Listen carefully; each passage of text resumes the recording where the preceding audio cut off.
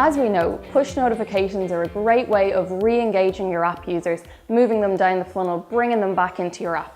However, if you're creating copy that is not relevant to each individual user and it's not interesting, you could be driving your users away, causing them to opt out of push and also, even worse, deleting your app. So let's look at these top tips of how to create interesting copy and what you should do. So make sure you stay focused on adding value to your user. Be concise, keep them short and snappy, and also build rapport, build that relationship with your users.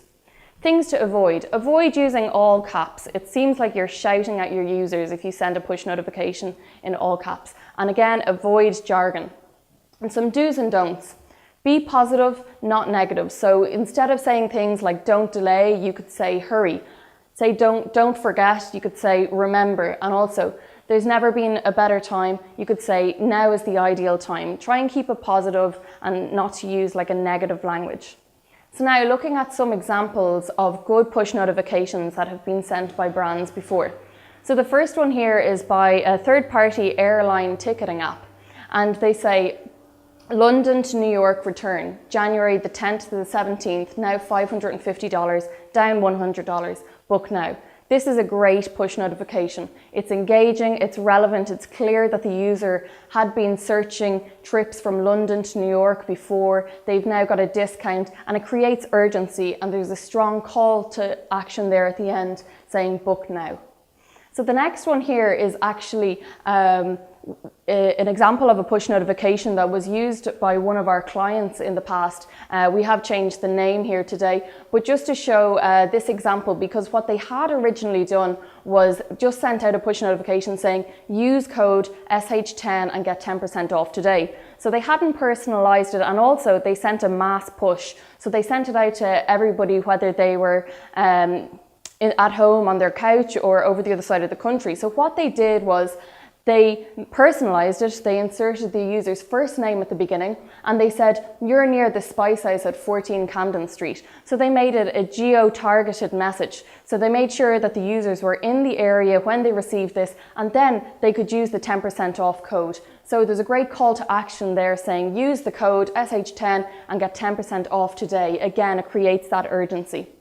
So the last example here in the good examples of push notifications, they say, let's work out. You thought this was the perfect time a while back, remember? So this is an example from an exercise app, and it creates, has a strong call to action here at the beginning saying, let's work out.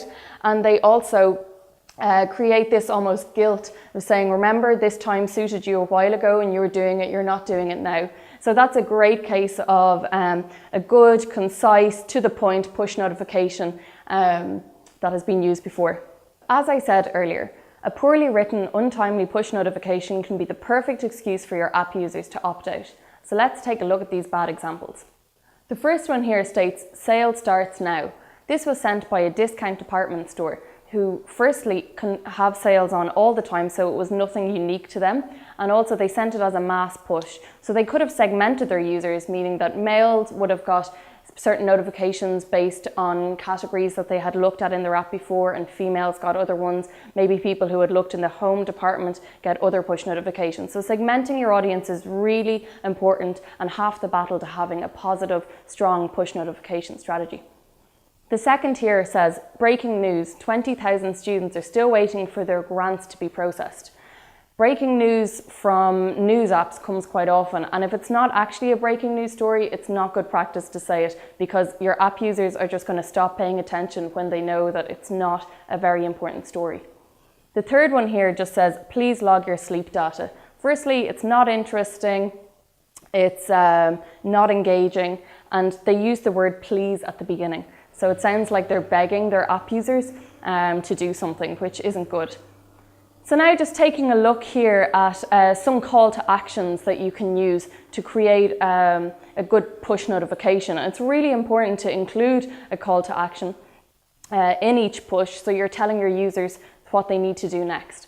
So take a look there yourselves, just watch, take, talk, join, find, save, shop. These are all good examples of strong call to actions that you can use. The most important quality to remember when messaging your users is empathy.